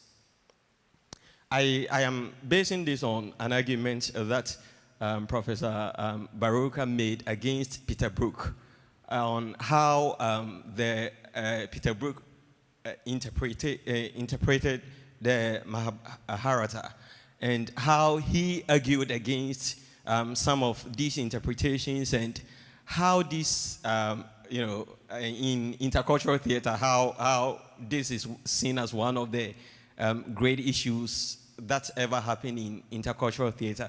How do we be careful not to, misrepresent a people by how we handle myths in our creations? Thank you. Thank you. Shirley, do you want to say something about this? You didn't understand. Okay. Bernard, can you, but I'm going Hello? to be a school mom and ask you to be quick. Yeah. I will try to be quick. So for me, I would not resort to prescribing how to do it. I'll propose that in your own work, you develop that empathy with people and make sure that you do not misrepresent them in using their myths. But in what I do myself, I am not necessarily representing another's myth. I am, together with my publics, creating myth. So, I'm aware of myths that may exist, but I don't want to tell somebody's myth. I want together for us to create our own myths. And that is the inspiration probably that I will get from No Hurry in Life or Gamehi, hello, Still Gamehi. This is an inside joke, but I'll tell it when I have time. Thank you very much. So I think what Professor Nidoho asked has not been addressed up here. So would anybody want to try? I mean, he's saying, have we or have we not, engaged with the historical myths that have been developed within our traditions? Have we done that? Have we done that research? Do we intend to do it? Does it matter to us? So, Ni, do you want to say something? Yeah. So, for instance, what my brother Chief Mumin's been doing, taking traditional elements, taking historical elements and textures, and then trying to represent them as honestly as possible. That is one way we could go. Another way is what I also try to do, where our traditional elements and textures become the building blocks for retelling or recreating a new myth, if you would. So with the piece you saw, which is called Jobe, that's Ga for a generation or a period or a time for dance. Now, for us on this side of the world, dance is not just a mere means of expressing, locomotion or what have you, but it's linked to music, it's linked to poetry, it's linked to philosophy, it links to the spirituality of the people. Now, to be able to create something like what you saw, I needed to go to our traditional means of expressing and understanding and engaging with dance. Because I keep telling my performers that at the point where our traditional dances were created, they might have seemed as something very new and novel to the people of that time. What made them transcend and be inherited was the fact that they resonated with the people, they expressed the ideals of the people, but I think they also expressed the hope and future aspirations of those people. And it's those hopes and aspirations that became the light that brought them from our past and made them something worth inheriting. Moment said, the people of yesterday became the ancestors of today. And the people of today are going to become the ancestors of tomorrow. And that's what we need to, we need to have that in mind when we are creating. So I think not only am I attempting to kind of give some flesh to what Professor Nideho said, but my brother also, when the question was asked, how do we safeguard, and I think that's what you're saying, how do we safeguard this myth and not import? That is how we do it. By understanding that we can talk to the future, yes, but it has to be grounded in the vocabulary of our ancestors. Thank you. Thank you very much. I think Chief wants to say something, and then I'll come back out. Yeah. Thank you very much, Prof. I mean, sitting in Prof's class, these were some of the things that he brought to our attention, that in our attempt to be artists, it was important to rediscover who we were and make sure our stories are as authentic as possible. And there's also another challenge about the creation story. Even though we may have encountered bits and pieces of stories around the creation, one may not have paid as much attention, to the sophistication of those stories. But that's also another important challenge. But I want to also look at this within the context and tie to what Bernard was saying as who we are as a people, right? So, for example, in Africa today, our dominant stories on creation might actually come from the Bible or the Quran, because you have a vast majority of people who are Muslims or either Christians, which is also another great conflict that we are trying to, think through, right? Whether you can really be, an African true in the sense of the word and still be Christian and Muslim. I remember growing up, as a young man in my more communist days, and for those of you who don't know, as a young man growing up in Ghana, you go through a socialist communist phase until you develop capitalist taste. One of my mentors was Professor Chinwenzu, who had a lot of gripe against, the incursion of foreign religions in quote, and whether we can't be truly African and we can't be truly emancipated if our spirituality is still mitigated through the lens of these religions, right? So that's a whole conversation altogether. But, it is something that we have to be practical about, right? 60 to 70% of, I think 60 over 50% of Africa are either Muslims or Christians, right? And those religions, some of them have been here for well over 1,000 years, and a lot of things have been handed down from generation to generation. I personally am a Muslim, but one of the things that I realized in my research was that the people exercise a lot of agency, even in their imbibing and interpretation of these, in quote, local religions. So a point that's at that point in time, it's even very blurred. So, for example, the northern kings, you would have an Islamic cleric in their court, and they would have a traditional priest in their court. And they kind of like evolve practices where, they mix the Islamic, and the traditional. So much so that the Puritans, even, there was a whole reformist movement that said, no, you can't practice Islam in this way. You have to go back to the text, So my point is that there's been a lot of agency over the years, and there's been a lot of saints, African saints, in quote, quote. So African Islamic clerics, did not take their instructions, from the epicenters like Mecca. They created their own intellectual basis. For example, Timbuktu, at one point in the world, was the melting pot, of art and academics, where people travel across the length and breadth of the world to come and study. And there were clerics who essentially interpreted, their own, people like Sheikh Osman Danfodio, who was responsible for one of the greatest expansions, Sheikh Ibrahim Anyas. So I guess the point I'm trying to make, which I'm still trying to figure out in my head, even in telling my own stories, is that how do I stay true to being an African and telling my African story while still understanding that the origin of my faith, is not from Africa?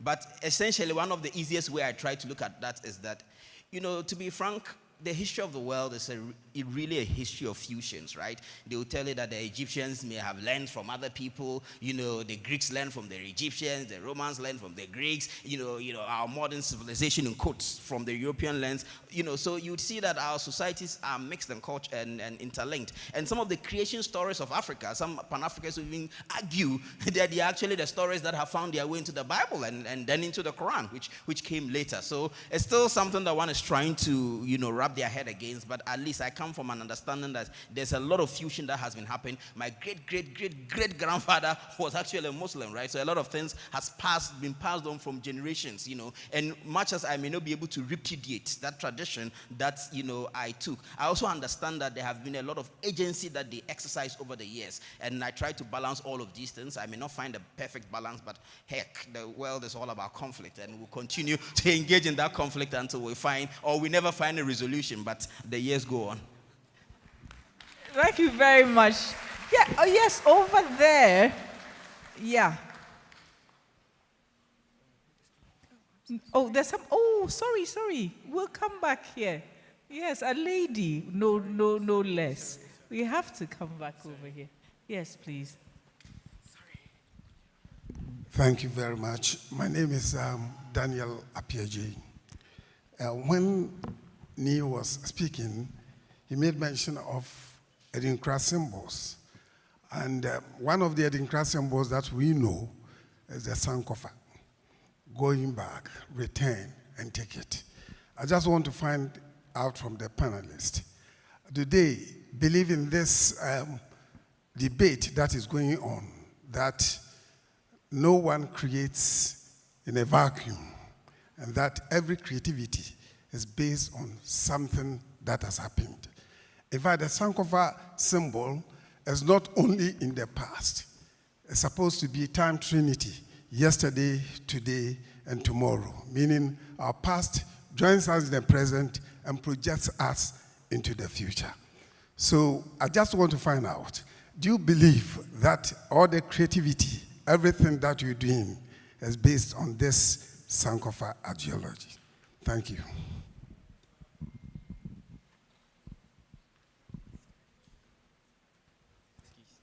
Okay. So, I think at the beginning of my statement, when I gave my opening remarks, I talked about having to find, straddling between creating a reality and then basing that upon whatever experience you've had before. So that gap, because we always seem to need a resolution. And it seems like every innovation has to stand on the back of some precedents. So that idea that, and I believe strongly that creativity or, whatever we're able to, to put forth could only have been because of something that was. So even if I'm creating something novel, something that I think is entirely new, it's probably be informed by something that might even be counter to that. So it's not always that is, they're corresponding to what it is. It might even be a negative stimulus that would drive you towards creating something. So I believe that no matter what the situation is, there is always an input from somewhere, whether it's spiritual, whether it's coming from another realm, whether it's something physical right there with you, whether it's an interaction, whether it's a smell. No matter, there is always something that sparks, and this I'm talking from a personal point of view and my interaction with my creative work, and this is how I feel about it. So, Sankofa, yes, and the idea of time with it, whether it's past, whether it's present or future, but the idea of being able to tap into something, to anchor, to use that as a creative stimulus, a creative push. Yeah. Please, I want to say something small. Just on a lighter note, maybe creativity is based on Sankofa, so long as you are can-speaking Ghanaian. But of course, Sankofa exists in many languages as retrospect. It comes. There are many iterations of the concept of Sankofa. But some people also believe in Ubuntu, I am because you are.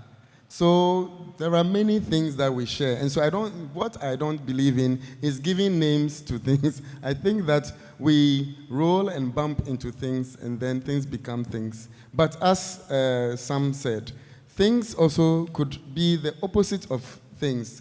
Things could be the undoing of other things. And it's that creative energy that becomes the stuff of creativity.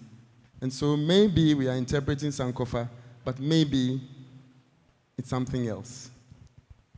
I also want to add this. I remember as an artist in Ghana, everybody wants to go abroad. I mean, you can't wait to get something to do abroad. And I happened to be in Holland, and families who were married to Dutch brought their children together, and they said, oh, there's an auntie from Ghana, she's a big artist, and she's coming to tell you stories from Ghana. Now here I was, I knew more Bible stories than most of my Kwankwanansi stories. We have fables that talk about morality and stuff like that. And I realized that I needed to give these children real Ghanaian culture. And I struggled through. And that was what pushed me to come to the School of Performing Arts in 1999. It was part of the reason that I came to the School of Performing Arts to learn more about my tradition, because whatever we are from somewhere. And on the world stage, we should go with what we are. And God didn't make a mistake of making us from different places, different tribes and tongues. And we all have our stories to tell, and that is what makes it beautiful.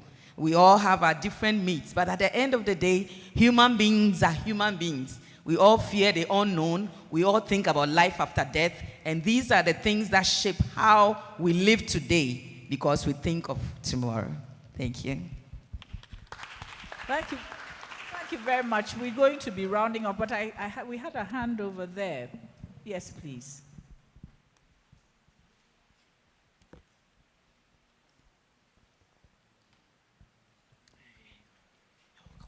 Good evening. I want to start off by saying thank you so much for all of your insights. It's been really, really wonderful to be in the audience and just be a sponge and learn from all of you. My name is Karishma. I'm from Kenya. This is my first time in Ghana, and I mention that because it's related to the question that I'm about to ask, which is very closely related to what you just said about how, as artists, all we want to do is go abroad. Can we really exercise a pan-African consciousness if we are not the first audiences of our own work as Africans? In other words, how do we imagine an African mythology or an African futurity when we remain tied to the economic and political shackles of our former colonizers and to the West? I would love to hear your insights. Thank you. All right, let's take this in the guise of getting you to make, some closing remarks, because the question is very contemporary, and it should provoke us to say something. Yes, please. So let's go around. Thank you very much for that question. For me, I don't believe my first audience is outside of my space. My encounters have always been immediate, with the people that I'm with at any moment. And I'm most often in Ghana, in Kumasi, or in Accra, walking on somebody's street, or creating this spectacle that must be seen and noticed. So my primary audience is my immediate environment. However, there is also a need to spread this audience abroad. And so even though maybe an audience in Europe or in the West is secondary to me, it still is an audience and must be engaged with the same way that it's engaged with here. I know that the experiences may be different, but as Auntie Diana was saying, if it's a human story that is being told, then human beings listen and they are touched. Thank you.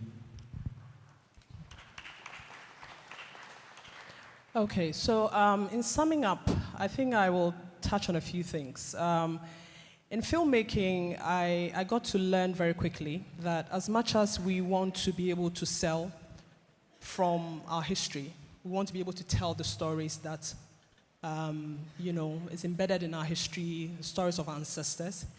We also have to be able to communicate in the present. And it's by doing so, very delicately, that we're able to reach a much wider audience. So I guess what I'm saying is that as much as possible, in being able to create new myths, in being able to create at all, we have to be conscious of our audience, whether it's at home, whether it's abroad. I do remember that we have this show on Aquaba Magic DSTV. It's called Madame. There's a particular name, the lead character is called Lankai. And, we all thought that Lankai, Ga female name. And the moment we started using it, and again, I think I'm touching on this because of research. We put the names out there, and then we got a lot of people coming in and saying, Lankai is a male name, a male Ga name. And then we also got somebody coming in and said it can also represent a female.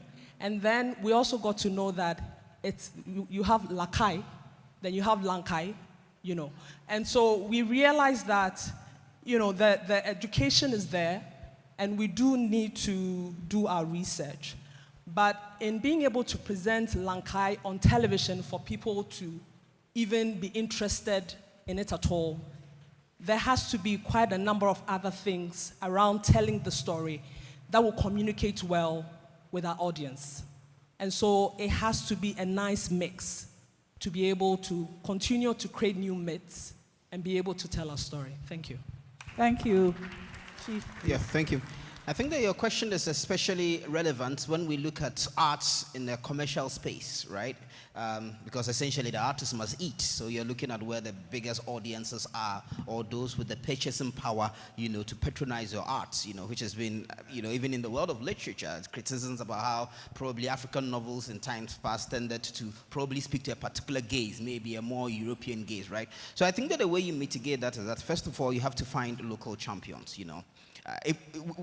we can create art not for commercial purposes. To be able to do that, you need patrons. You need people influential, wealthy in our African societies who are patron of the art, who are sponsoring the art, not because, they want to make money, but because they want to create the stories for tomorrow. That is one of the things that we're lacking in our societies that, we've been trying to encourage. I personally have spent the past 6 years looking for local patrons in Ghana to sponsor my production. And I was very, very particular about that. I said that I didn't want to start this African storytelling project by going to the West to look for the funds to do it. And in all my proposals, I always, hammered on the fact that we need African ownership of our stories. We need African ownership of our stories, right?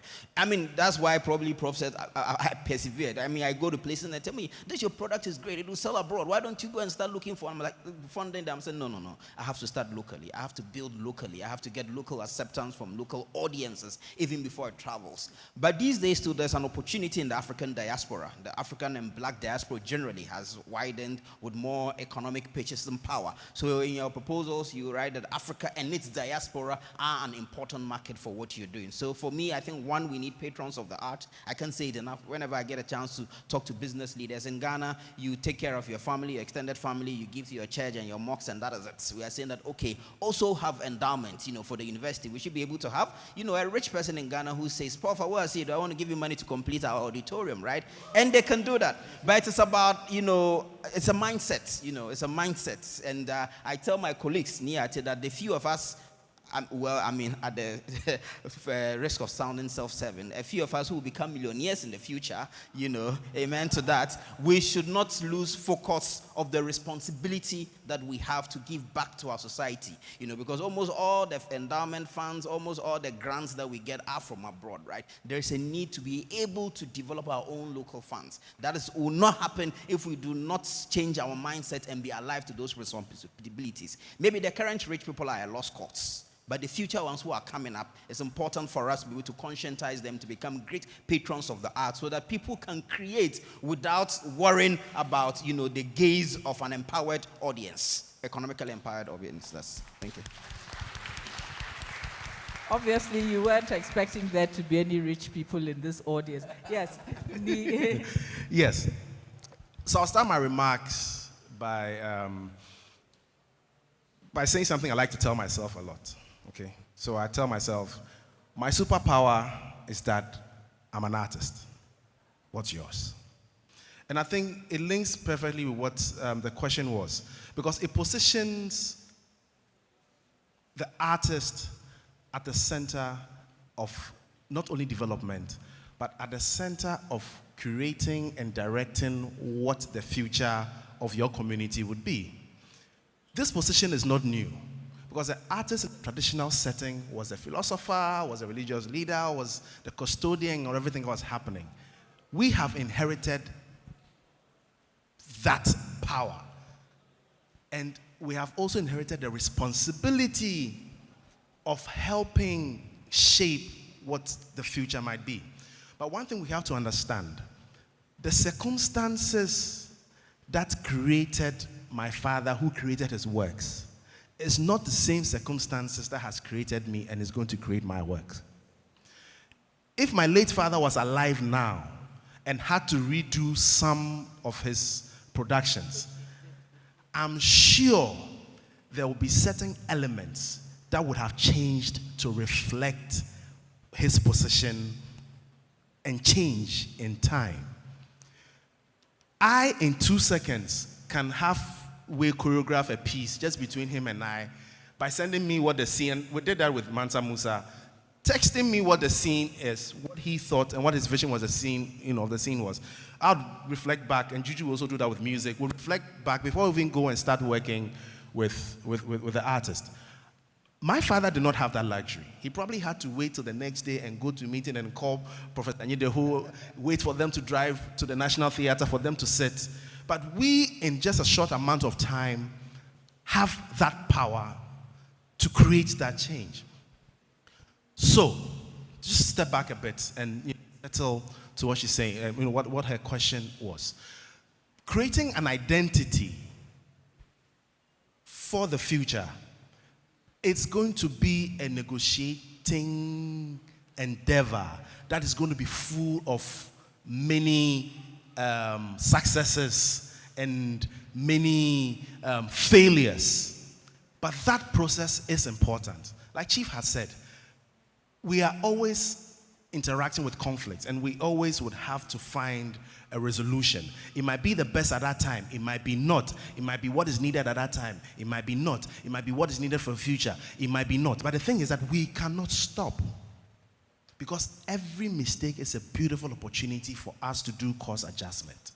Just before you land, and Prof, 30 seconds. I need to connect to what he says, in terms of, yes, Prof, it's very important.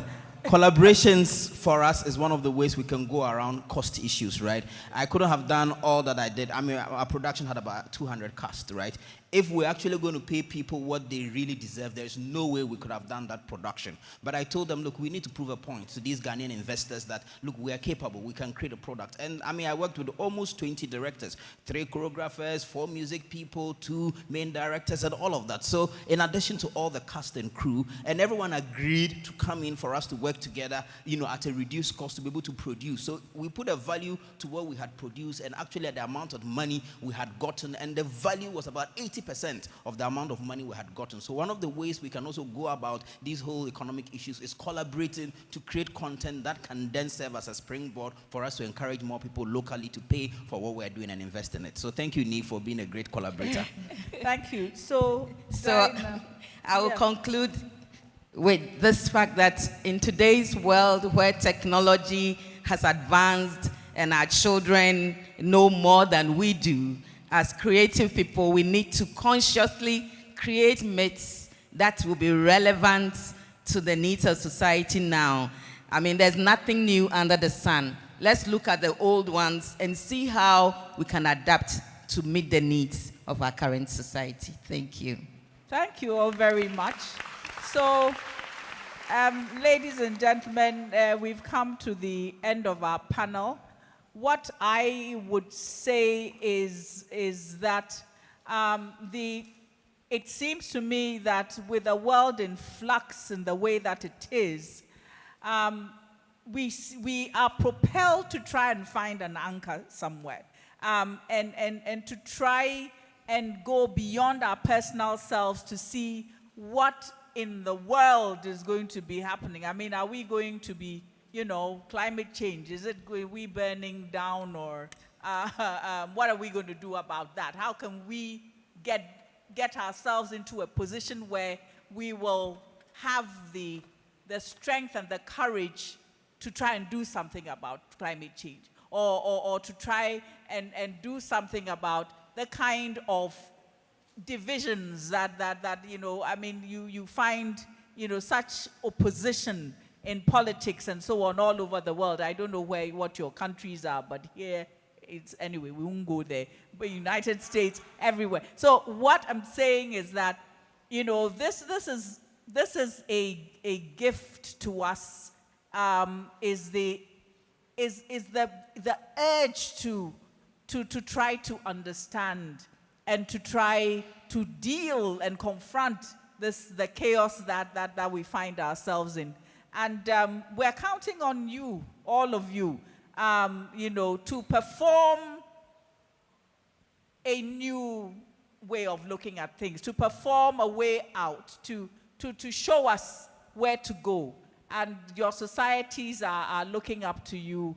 And, but as I said in our collection of myths, I'm not exactly sure what a myth is. Thank you very much.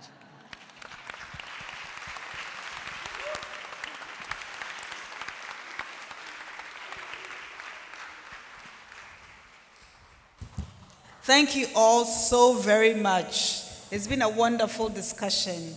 Thank you for coming, and thank you for sharing yourselves with us.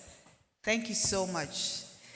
Now, just a few housekeeping issues. There has been quite a bit of change in the program arrangement. I know there are a few complaints about the online version only, but I just want to make the point that this is a directive from IFTR leadership that we do not print a program book or a book of abstracts. And so we've had to do everything online. I know the internet connection is not always so great. So from tomorrow, we are printing the daily schedules, and they'll be available at the registration points in each of the presentation areas, so that if you need to consult a hard copy of the daily schedule, you can do so. And we will keep you updated on all the changes as they happen. Unfortunately, even just this morning, somebody called me from the airport in Paris. They wouldn't let me get on the plane because I don't have a visa. So he can't come to the conference, unfortunately. And other people have had to cancel, so we are constantly revising the schedule. So please kindly bear with us as we do this. You've been wonderful so far. We have our opening reception in the quadrangle behind you, and we are going to enjoy some Ghanaian music. Feel free to dance, and there'll be some food as well. So thank you very much. Sorry, there's a further announcement that I haven't made. The 2 productions. Oh, tonight. I'm sorry. Very important. You may have noticed on the schedule that we have 2 productions this evening. A lot to choose from. So in the drama studio, right next to where you had lunch, there'll be a storytelling performance. One of the oldest, is she coming? Yes. Ghanaian storytellers will be there to tell stories, and they'll be interpreted for you by another storyteller, Sarah Dogbaji. And then in the dance hall, if you prefer, we have a performance created by one of our graduate students that is non-verbal. Very interesting piece, drawing from folklore. Yes, so you have those 2 choices. Both events are ticketed. We haven't sold any tickets at the table. We can buy your tickets at the gate. So thank you very much and have a lovely... And tomorrow... Song of the Pharaoh. Tomorrow's production, the main conference production, is a Song of the Pharaoh written by Mohammed Ben Abdallah, one of our foremost playwrights in Ghana, and directed by Sarah. And it will be just at the amphitheater when you walk out of the great hall to Commonwealth Hall and you descend. We have an amphitheater there where the production will take place. And at the same time, there'll be another production at the School of Performing Arts. So you have a lot of choice by one of our conference participants. Which one is that? Is it the spirituality one? Yes. Yeah, I'm obviously needing to be cued. But the music has started, so please enjoy. Have a lovely evening. Thank you.